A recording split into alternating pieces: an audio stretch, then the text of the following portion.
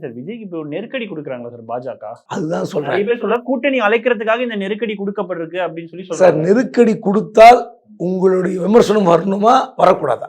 வரும். ஏன் வரல? அப்போ உங்களுக்கு கூட்டு இருக்குதுல்ல. சார் நீதிமன்றத்துல திமுகக்கு எதிராக உங்களை வளர்ப்பதில் பாஜக அக்கறை காட்டுகிறது. அந்த அக்கறையை விஜய் பயன்படுத்திக் கொள்கிறார். இதுதான் விஷயமே அதுல. இப்ப இதனால விஜய்க்கு வந்து அந்த பாஜக எதிர்ப்பு வாக்குகள் வந்து நிச்சயமா வரும். இப்போ காமன் மேன் இருக்கான்ல பாருங்க, விஜய் வந்து எப்படி அடிக்கிறாங்க பாருங்க. திமுக இங்க நெருக்கடி கொடுக்குது மீட்டிங் போடுறதுல, பாஜக இப்படி நெருக்கடி கொடுக்குதுன்னு அப்படி ஒரு டாக் வரும்போது ஒரு சிம்பத்தி கிரியேட் ஆகும்ல. நீங்க நான் கேட்குறேன், ஒரு தயாரிப்பு நிறுவனம் படம் தயாரிக்குது, நீங்க படத்தை நடிச்சுட்டு படம் வாங்கிட்டீங்க, இந்த படம் ரிலீஸ் ஆகணும் உங்களுக்கு அக்கறை இல்லையா? படத்தில் நடிப்பதற்கும் வசனம் பேசுறதுக்கு மட்டும் தான் படம் வாங்குவீங்களா? படத்தில் ரிலீஸ் ஆகணும் அக்கறை இருக்கணும்ல. அப்போ அக்கறை இல்லைன்னா அதுக்கு வாய் திறக்க மறுக்கிறீர்கள் என்றால் நீங்கள் எங்கேயோ ஒரு இடத்துல உடன்பட்டு இருக்கிறீர்கள் என்பதுதான் பொருள்.